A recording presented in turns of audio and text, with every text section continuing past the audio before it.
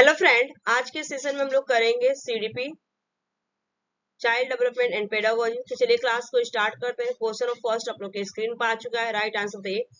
सृजनात्मकता को डैश की अवधारणा से संबंधित माना जाता है। Creativity is the thought to be related to the concept of. The right answer होगा इसका C is the correct answer. अब सारी सोच डाइवर्जेंट थिंकिंग, ठीक है। अब सारी सोच मीन्स क्या होता है, जैसे अगर पूछ लिया जाए कि 8 कितना होगा, किसके बराबर, तो आप बता सकते हैं कि 7+1 भी 8 होगा, ठीक है। 6+2 भी 8 होगा, ठीक है। अलग अलग आंसर होगा, आंसर एक होगा अलग अलग तरीके से, ठीक है। डिफरेंट सॉल्यूशन रहेगा इसको 8 को सॉल्व। तो यहाँ पे बता सकते हैं आप 3+3 यहाँ पे 3+5 भी बता सकते हैं यहाँ पे, ठीक है। इस तरह से आप आंसर बताएंगे। तो ये आपका अब सारी चिंतन होगा। नेक्स्ट क्वेश्चन, प्रगतिशील शिक्षा में बच्चों को किस तरह से देखा जाता है। तो प्रगतिशील शिक्षा में किस तरह से बच्चों को देखा जाता है, तो राइट आंसर होगा सक्रिय अन्वेषक के रूप में देखा जाता है। यहाँ पे B is the correct answer होगा। नेक्स्ट क्वेश्चन, निम्नलिखित में से कौन सा प्राथमिक समाजीकरण का माध्यम है। प्राथमिक समाजीकरण का माध्यम पूछा गया है। वेरी वेरी इंपॉर्टेंट क्वेश्चन है। तो राइट आंसर क्या होगा इस क्वेश्चन का यहाँ पे, तो राइट आंसर होगा यहाँ पे D is the correct answer, परिवार, ठीक है।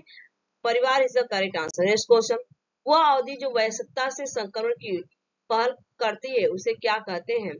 तो राइट आंसर इस क्वेश्चन का होगा किशोरा अवस्था कहा जाता है, ठीक है। किशोरा यहाँ पे हो जाएगा, किशोरा अवस्था कहा जाता है। D is the correct answer होगा।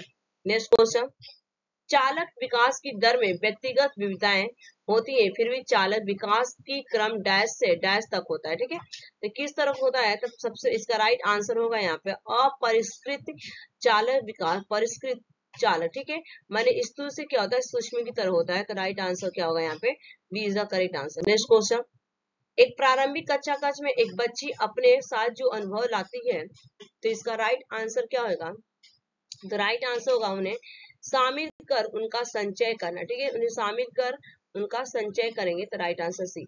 नेक्स्ट क्वेश्चन, खिलौने, पहनावे की वस्तुएं, घरेलू सामग्रियां, व्यवसाय एवं रंगों को विशिष्ट लिंग के साथ संबंधित करना क्या प्रदर्शित करती है। तो ये आपका प्रदर्शित करती है जेंडर रूढ़िवादिता, ठीक है। जेंडर रूढ़िवादिता, जेंडर स्टेरियोटाइप आपका प्रदर्शित करती है। तो A is the correct answer. Next question, मौखिक संवाद जो बच्चे अपने आप से करते हैं उन्हें ले बैगोस्की क्या कहते हैं। तो मौखिक जो संवाद होते हैं ये आपका कहा जाता है व्यक्तिगत वार्ता कहा जाता है, प्राइवेट स्पीच कहा जाता है। जो बच्चे आपके 4 से जब 5 साल के होते हैं ना, तो क्या करता है बच्चा खुद से बात करता है, तो इसे हम बोलते हैं प्राइवेट स्पीच कहा जाता है, व्यक्तिगत वार्ता। नेक्स्ट क्वेश्चन, कोलबर के अनुसार किस अवस्था में नैतिक बाह्य कारकों द्वारा निर्धारित होती है।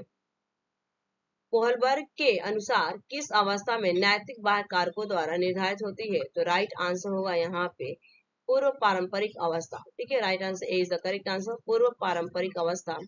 नेक्स्ट क्वेश्चन, जीन पियाजे के अनुसार बच्चे, जीन पियाजे के अनुसार बच्चे कैसे होते हैं। ये question very very important question है।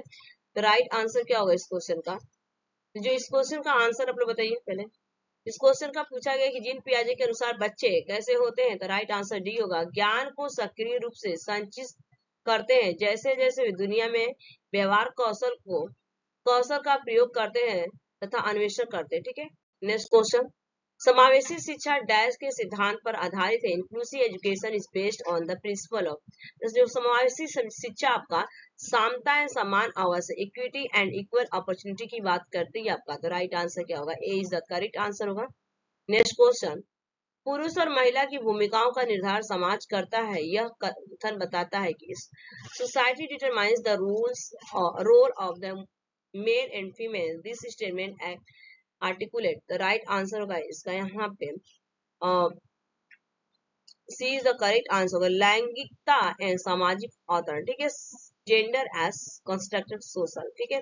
C is the right answer.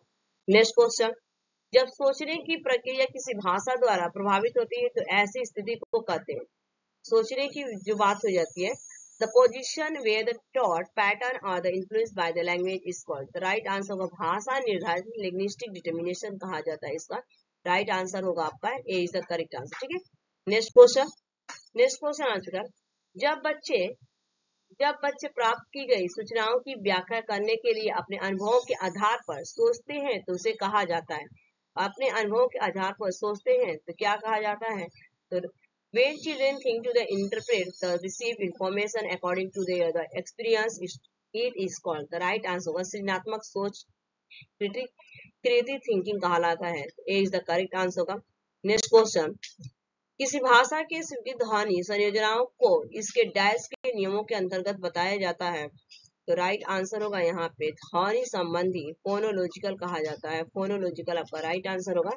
Next question, ले वाइगोस्की के अनुसार अधिगम, ले वाइगोस्की के अनुसार राइट आंसर होगा यहाँ पे एक सामाजिक गतिविधि होती है. D is the correct answer होगा इस क्वेश्चन का. D is the right answer होगा. जो ले वाइगोस्की होते हैं आपका एक सामाजिक गतिविधि होते हैं. ठीक है.